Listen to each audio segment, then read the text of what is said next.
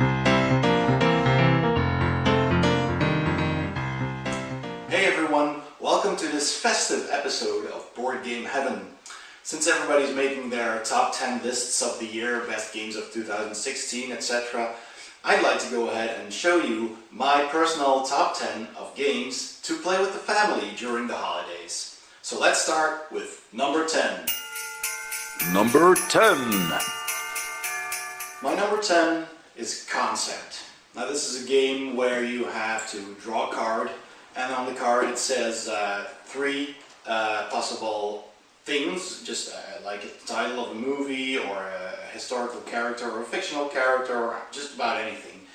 And with the help of a big board that's filled with pictograms, you have to, without saying anything, you have to explain to the other players what is on your card.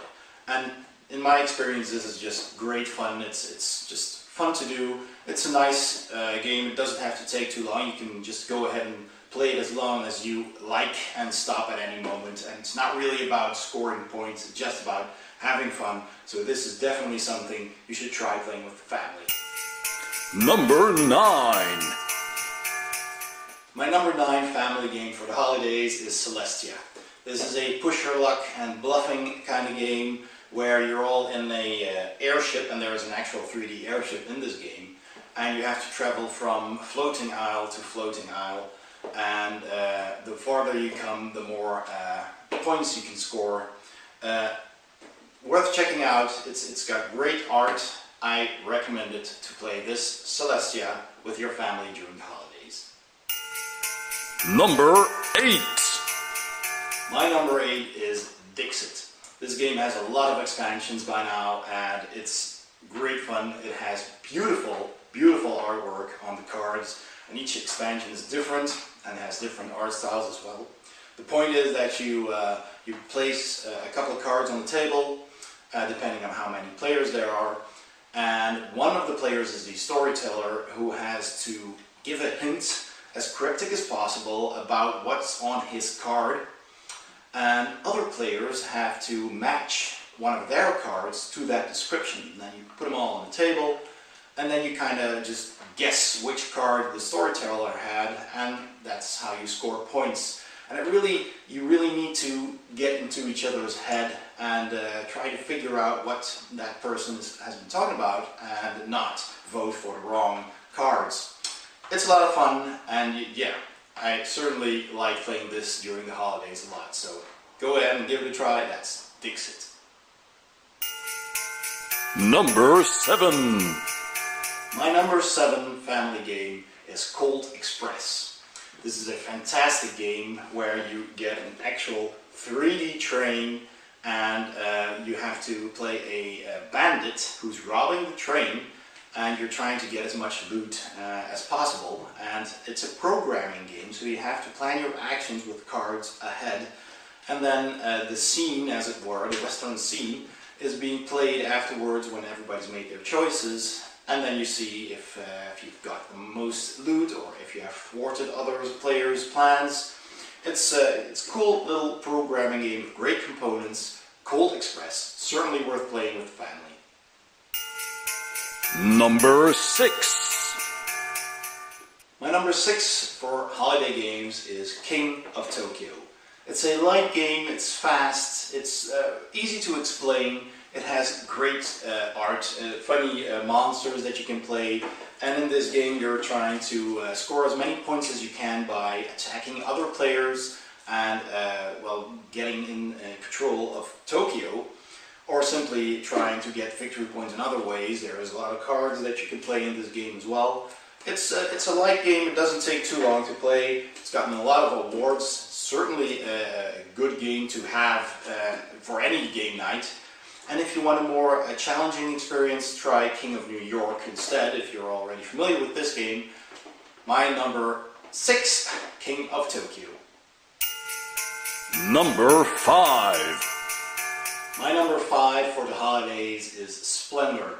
Splendor is an engine building game where you have to score points by buying cards, and you buy these cards with these jewel chips, and I'll show you. I really love the components of this game. It's worth mentioning. It has these great thick poker chips with all these jewels on them, and it plays really fast. It doesn't take too long, and yeah, I just really love it. I love the way it plays. Everyone can play it. It's easy to explain. It's fast. Check it out. Splendor. Number 4. My number 4 game to play during the holidays is Dominion. I bring this to any game night because I just love it so much. It's a deck building game, and it plays also really fast, and it's fun. It has nice art. It's quick to learn. This just is a game to have with you on any game night. So I recommend playing this. It has lots of expansions if you've already played the base game a lot of times. So there's just so much replay value in this game. It's incredible. Highly recommended. Dominion. Number 3. My number 3 family game is Codenames. Now this is a word association game where you play in 2 teams, so you can split up your family into 2 teams and let them battle each other. How fun is that? Now this game was a great hit when it came out, and rightly so, because this is a lot of fun. Word association game.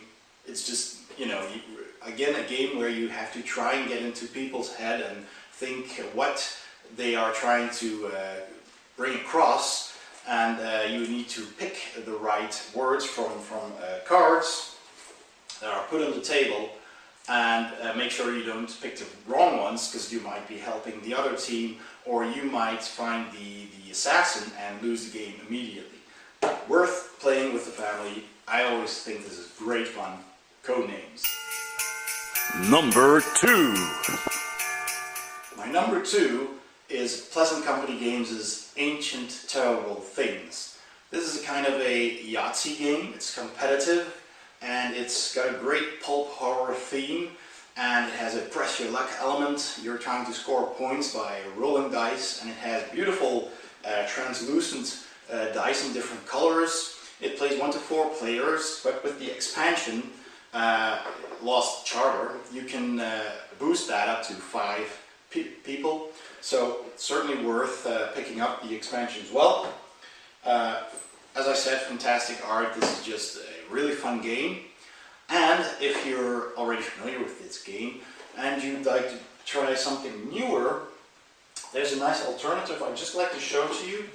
I just picked it up recently at Spiel Essen, and that's Order of the Gilded Compass. So if you've already played this, or you're familiar with that, try checking out this. You don't know how to play it yet. I haven't played it yet myself, but this is also a Yahtzee pressure luck kind of game, so it's in the same category. Maybe also nice to check out, just worth mentioning. Number 1. And as you might have guessed, my number 1 is Mysterium. I really like this game. It has a Dixit element in it as well. There's association by pictures, and you can play with up to 7 people, and one person plays the ghost who has to give clues to the investigators who are investigating an old murder in a haunted house. The theme is great, the atmosphere is fantastic, and I really love this game. This is great to play with your family. It takes a bit longer though, but you know, if you're in the right mood and you've got a great group of people who like this sort of game, really, Mysterium is my number 1 family game for the holidays. Plus, it also has an expansion, so this has a lot of replayability. I recommend getting that as well. And an honorable mention goes to these 2 little games. When you're with the family and you're having this big old Christmas dinner and you're in between courses and it's taking a bit long, why not fill the time with these smaller games like Zombie Dice or Dragon Slayer? These are just small, quick, fun, pusher-like dice rolling games that you can just play in about 5 minutes. These are really fun. I always bring them with me. I take them with me in the bag or to work even. And they can actually fit in your pocket if you put the dice in a dice bag and leave the box at home. This is always fun to bring along. Really good fillers, Zombie Dice or Dragon Slayer. Well, that was my top 10 family games to play. I hope you enjoyed the video. I'd like to wish you all very happy holidays, Merry Christmas, Happy New Year, and lots of gaming fun in 2017. Thanks for watching and see you next time on Board Game Heaven.